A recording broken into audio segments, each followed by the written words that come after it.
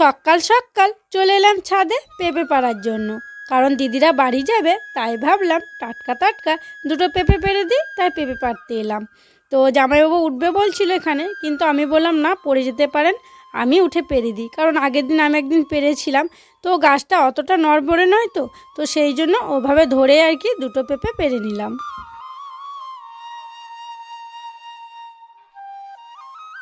শুভ সকাল আমার প্রিয় বন্ধুরা, আশা করছি তোমরা যে যেখানে আছো সকলে ভালো আছো, সুস্থ আছো। বীরভূম জেলার ছোট্ট একটি গ্রাম থেকে আমি দৈবকী তোমাদের সকলকে জানাই আমার ব্লগ চ্যানেলে অনেক অনেক স্বাগত আর আমার অনেক অনেক ভালোবাসা।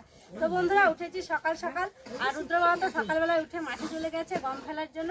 আর দেখো এদিকে দিদিরাও রেডি হয়ে গেছে, এখন বাজছে সকাল 7টা। তো টোটো আসছে এখন, দিদিরা রেডি হয়ে রাস্তায় দাঁড়িয়ে আছে। টোটো এলেই দিদিরা বেরিয়ে যাবে, দিদিরা 8টার ট্রেনে বাড়ি যাবে। আর এই যে ছোটো ভাগ্নিরা হচ্ছে স্কুলে যাবে, ওর পরীক্ষা আছে, দিদি আর ও তাই একই টোটোতেই চলে যাবে। মানে ওরা তো এই টাইমেই যায় আর দিদিরাও এই টাইমে যাচ্ছে, তাই একসঙ্গেই সবাই চলে যাবে। তো যাই হোক, এখন থেকে ব্লগটা শুরু করলাম, তোমরা ফুল ব্লগটি দেখতে থাকো, আশা করছি খুব খুব খুব ভালো লাগবে।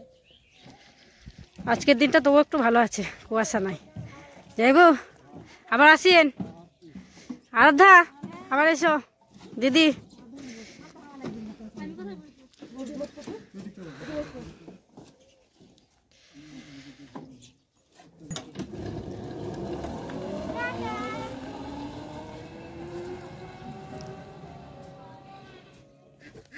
সকালের তো সবই কাজ করে নিয়েছিলাম, কারণ একটু সকাল সকালই উঠেছিলাম। আর দিদিরা বেরিয়ে গেল, তারপর যেন অনেক জামা কাপড় ছিল, সেগুলোকে সব নিয়ে চলে এলাম কাচবো বলে। এখন সার্ফ জলে ভিজিয়ে রাখবো। আর কি জানো তো, সেই যে নবান্নর আগের দিন জামা কাপড় কেচেছি, তারপর থেকে কাচাই হয়নি। মানে রুদ্রকে পরিয়েছি আর গামলাটায় আর কি ছেড়ে ছেড়ে রেখেছি, ওই যে সময় হচ্ছিল না, সেই জন্য কাচছিলাম না। তাই ভাবলাম আজকে কাচবই, তাই সবগুলো নিয়ে চলে এসেছি। এখন দেখো এক এক করে গামলার মধ্যে ভরে দিচ্ছি।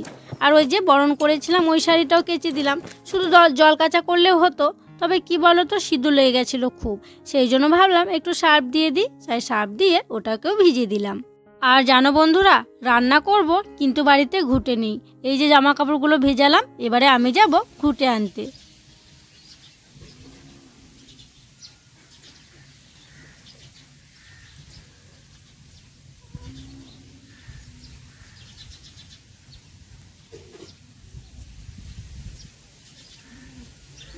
ঘুঁটেগুলো নিয়ে এসে রাখলাম, তারপরে চলে এলাম উনুন শালে। সব কাজ হয়েছিল, তবে উনুন শালের ছাইটা তোলা হয়নি। কি জানো তো, কালকে রাত্রে তো উনুন জ্বলেছিল, তাই ছাইটা খুব গরম হয়েছিল সকালে, এখনও গরম হয়ে আছে। সেই জন্য দেখো এই যে হাঁড়িটা আছে এটাই তুলছি, প্লাস্টিকের যে বালতি আছে ওটাই তুললাম না, তাহলে বালতিটা গলে যেত। তাই হাঁড়িটাই তুলে আমি একটু জল দিয়ে আর কি সাইডে রেখে এলাম। আগুনটা যখন নিভে যাবে, একদম ঠান্ডা হয়ে যাবে, তখন ফেলে দেবো। তো যাই হোক, তারপরে একটু গোবর নিয়ে চলে এলাম হাতে করে, দিয়ে উনুনটা লেপতে শুরু করলাম।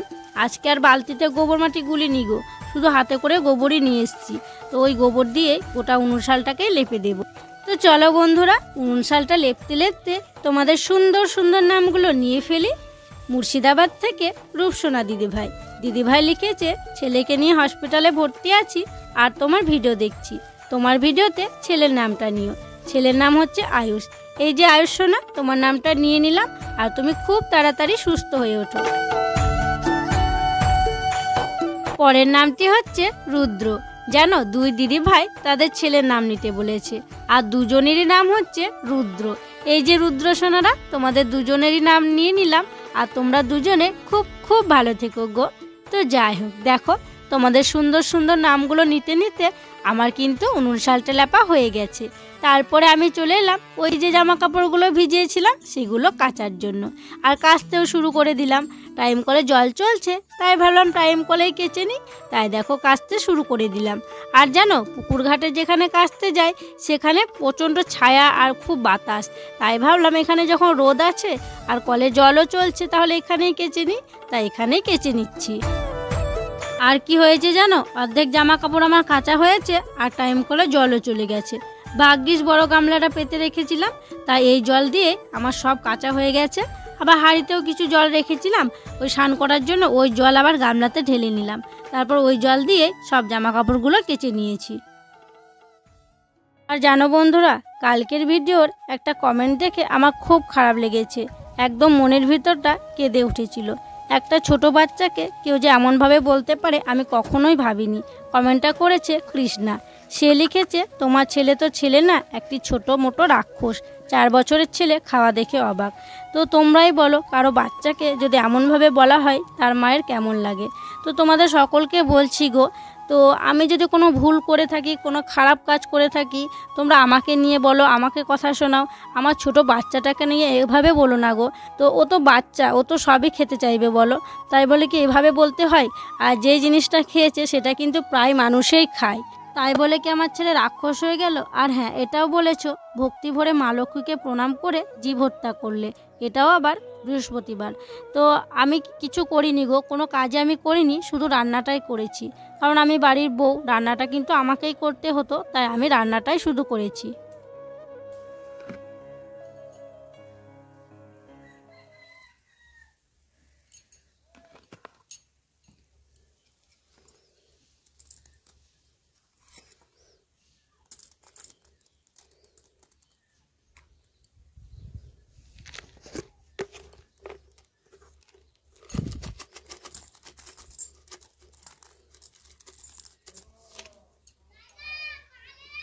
আজকে মুড়ি খাওয়ার জন্য কিছু করা হয়নি, তাই আজকে সবাই চানাচুর, কাঁচা লঙ্কা, কাঁচা পেঁয়াজ দিয়ে আর কি মুড়ি খাওয়া হচ্ছে। মায়ের বাবা খাওয়া হয়ে গেছে, আমি এখন খেয়ে নিচ্ছি। আর রুদ্র বাবা তো নেই, ও সকালে মাঠে গেছিলো, মাঠে কিছুক্ষণ থেকে আবার বাড়ি এসে রেশন আনতে গেছে, এখনো পর্যন্ত আসেনি। তো ওর জন্য রেখে দিয়েছি চানাচুর, পেঁয়াজ কুচি, কাঁচা লঙ্কা, ও এসে খেয়ে নেবে।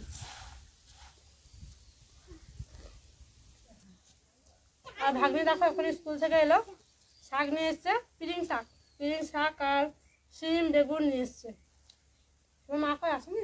আমি তো দাদানের সঙ্গে এলাম। দাদান? কোন দাদান? ছোট দাদান। ডাক্তার হয়েছিল বোধহয় হাট, আজ হাট ছিল। রুদ্র বাবা মাঠে ছিল সকালে, যেতে পারিনি, বাড়িতে কোনো সবজি পাতি কিছু নেই। হ্যাঁ, একটা ফুলকপি আছে, সেই যে নবান্নর বাজার করতে গিয়ে নিয়ে এসেছিলাম, একটা খাওয়া হয়েছিল, একটা আছে, ওটাকে আজকে রান্না করবো। আর মুড়ি একটু মাখিয়ে চুখিয়ে না খেলে না ভালো লাগে না, তাই না বলো? আর চানাচুর মুড়ি একটু শুকনো শুকনো খেতে দেরিও হয়। তো গাছ আর কি খাবো, কখন খাবো শুকনো, তারপরে জল দিয়ে একটু ভিজিয়ে নেবে, নরম করে নেবো, দিয়ে খেয়ে নেবো, নইলে অনেক সময় লেগে যাবে একটু একটু করে খেতে। ভালো না।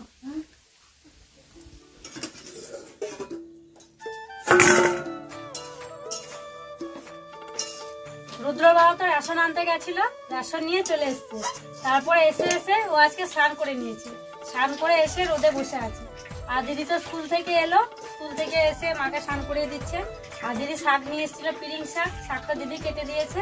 দেখো শাকটা এদিকে রান্না করছি, আর এদিকে হচ্ছে ভাত। আর আজকে ছোট হাঁড়িতে রান্না বসালাম, দিদি, বাবা, মা সবাই রাত্রে রুটি খাবে, তাই ছোট হাঁড়িটাতে বসিয়ে দিয়েছি। এদিকে শাকটা হচ্ছে, আর হবে ফুলকপি, আলু, ডিমের অমলেট করে তরকারি করবো। তো সেই জন্য এদিকে আমি রসুন ছাড়াচ্ছিলাম। দেখো রসুন মশলা বাটবো, সেই জন্য রসুন আদা সব ছাড়িয়ে নেবো, দিয়ে মশলাটা বেটে নেবো। তো চলো ছাড়িয়ে নিই, তারপরে মশলাটা বেটে নিই। আর পিরিং শাকের দেখো ডাটাগুলো বোঝা যাচ্ছে, এই শাক না এইরকমই হয়। আর শাকের সাথে আছে বেগুন, সিম, আলু সব কিছু দেওয়া হয়েছে, নইলে একটুখানি হবে, তো সেই জন্য সব কিছু দিয়ে দিয়েছি। আর এদিকে দেখো আলুগুলো সিদ্ধ হয়ে গেছে, তাও সিদ্ধ হয়ে গেলেও একটু নরম করে নিচ্ছি আর কি, এভাবে গলিয়ে নিচ্ছি, তাহলে খেতে ভালো লাগে। যে কোনো শাক কাঠি কাঠি হয়ে থাকলে কিন্তু আমার ভালো লাগে না, একটু গলিয়ে গেলে সব কিছু যদি গলে যায় তাহলে ভালো লাগে। যাই হোক, এভাবে খুন্তি দিয়ে গলিয়ে নেবো একটু, তারপরে একটু সামান্য মিষ্টি দিয়ে দেবো। আর শাকে মিষ্টি না দিলে তো ভালো লাগে না, যে কোনো শাকে দেখবে একটু মিষ্টি দেবে, ভালো লাগবে খেতে।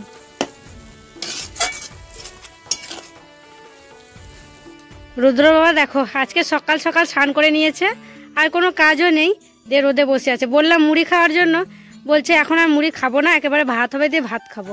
তাই আমি বলছি যে ঠিক আছে, তাহলে রান্নাবান্নাটা করেই তোমাকে খেতে দিয়ে দেবো, তারপরে পরে তখন হাঁড়ি কড়াইটা মাজবো।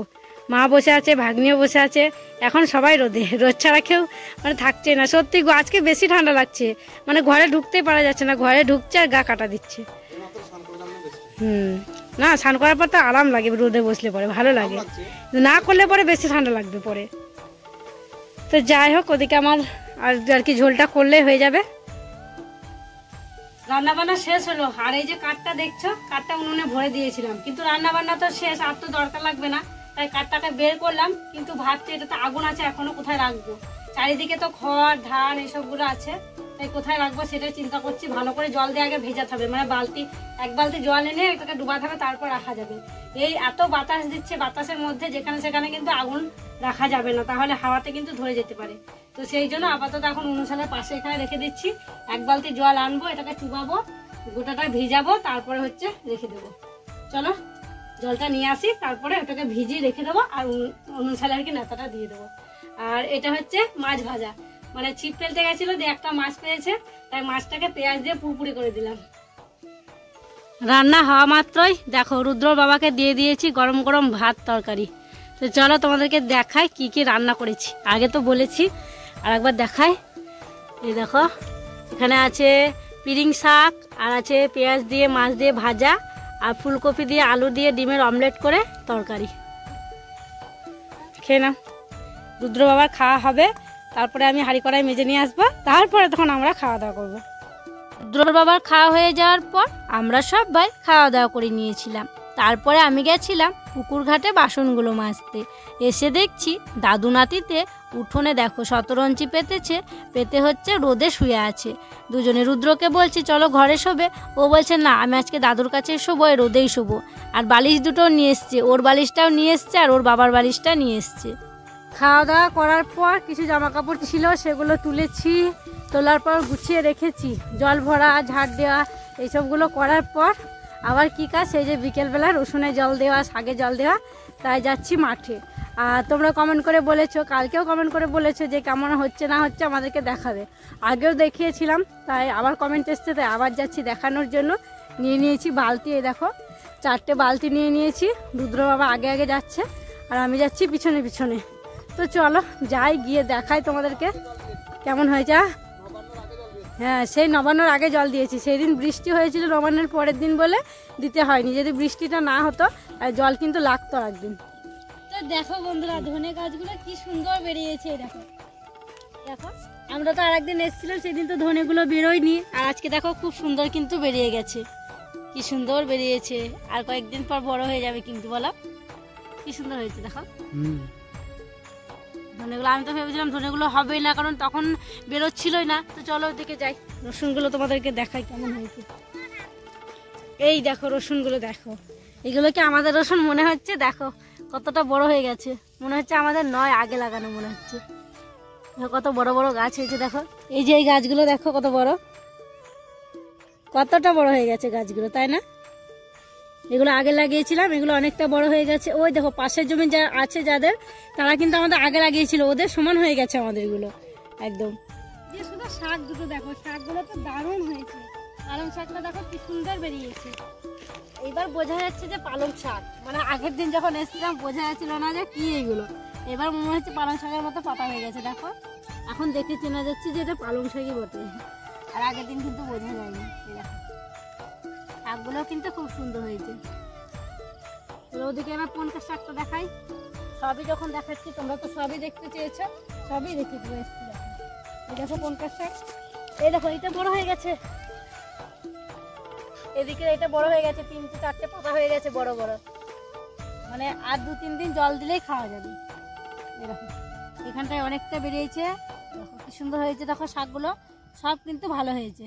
দেখো এইটা তো পাতা বেরিয়ে গেছে, মোটা মোটা হয়ে গেছে পাতাগুলো। তো যাই হোক চলো এবার জল দিতে শুরু করে দিই, নইলে সন্ধে হয়ে যাবে। তো দেখো দুজনে 2টো বালতি নিয়ে নিয়েছি, আবার সেই জল দেব। আর জানো মাঠে খুব ঠান্ডা বাতাস দিচ্ছে, সারাদিন তো বাতাস ছিলই, আবার বাতাস শুরু হয়েছে, বাতাস দিচ্ছে। তাই আমি একদম চাদরটা নিয়ে এসে কানটা ভালো করে ঢাকা নিয়ে নিয়েছি, দেখবে কানে কিন্তু বেশি হাওয়া লাগে। তো দেখো পুকুর ঘাট থেকে আমি জল তুলে তুলে দিচ্ছি, যতটা আর কি রুদ্র বাবার যেতে সময় লাগছে অতটা আমি আগিয়ে নিয়ে আসছি, তারপরে ও আসছে তখন ও নিয়ে নিচ্ছে। আর তোমরা একটা জিনিস লক্ষ্য করলে যে 2টো বাচ্চা খড়গুলো কোড়াচ্ছিল, আর খড়গুলো কুড়িয়ে কি করবে বলো তো, এখানে আগুন জ্বালাবে, আর আগুন জ্বালিয়ে আগুন পোয়াবে। আর মাঠটা তো খুব একটা দূরে নয়, এই কাছে এই পুকুরের পাড়েই কিন্তু মাঠটা। তাই বাচ্চাগুলো এসছে আর আমাদের রুদ্রও এসছে, তবে ওরা আগুন জ্বালাবে না, আরও বড় বড় ছেলে আছে ওরা জ্বালাবে। ওই বড় ছেলেগুলোই ওদেরকে বলছে যে খড় নিয়ে আগুন ধরাবো, আর জানো ওরা আগুন ধরালে খুব আনন্দ পায়। তো যাই হোক ওদিকে আগুন ধরাবার ব্যবস্থা করছে ওরা, আর এদিকে দেখো আমরা জল দিয়ে দিচ্ছি, প্রায় অনেকটাই কিন্তু আমাদের জল দেওয়া হয়ে গেছে, আর একটু দিলেই হয়ে যাবে। অর্ধেকটা জল দেওয়া হলো, তারপরে ওদের আগুন জ্বালানোটা আমি দেখছিলাম। দেখো রুদ্রসোনা বসেছে আগুনের তাপ নেওয়ার জন্য, আর ওরা খুব আনন্দ করছে আর আগুন পোয়াচ্ছে। তো বন্ধুরা মাঠ থেকে এলাম, আস্তে আস্তে তো সন্ধে হয়েই গেছিল, দিদি সন্ধে বাতি দিয়েছিল, চাও করেছিল। তো দেখো এলাম, এসে একটু হাত পা ধুলাম, মুখে একটু ক্রিম নিলাম, হাত পায়ে একটু তেল নিলাম, মানে ত্বকের যত্ন নিলাম, শীতের দিন একটু যত্ন নিতেই হবে। তারপরে নিয়ে নিয়েছি চা আর লেরুয়া। রুদ্র আগে খেয়ে নিয়েছে, খেয়েও কাকাদের বাড়ি চলে গেছে। তো আমিও চাটা লেরুয়াটা খেয়ে নেব, তারপরে কাকাদের বাড়িতে যাবো, গিয়ে রুদ্রকে নিয়ে আসবো। আর হ্যাঁ, আজকে ওকে একটু পড়তে বসাতে হবে, কারণ কয়েকদিন থেকে ওকে পড়ানো হচ্ছে না। আত্মীয় স্বজন ছিল, বক্স বাজছিল, ঠাকুর হয়েছিল, পড়তে বসছিল না আর বসানো হচ্ছিল না। তো আজকে পড়তে বসাতে হবে ওকে। তো যাই হোক, আগে চালের রোয়াটা খাই, তারপর ওকে পড়তে বসাবো।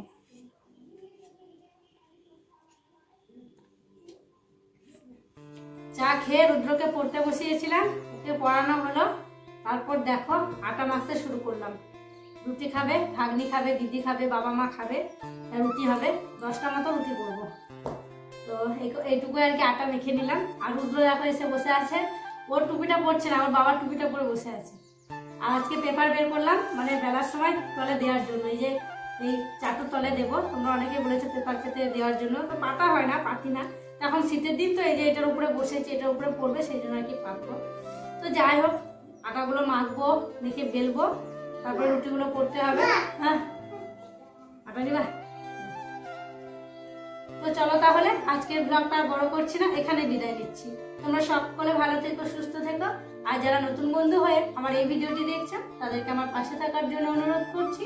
আর যারা পুরনো বন্ধু হয়ে আমার পাশে আছো, তাদেরকে আমার অসংখ্য অসংখ্য ধন্যবাদ আর অনেক অনেক ভালোবাসা। দেখা হবে আবার পরবর্তী ব্লগে।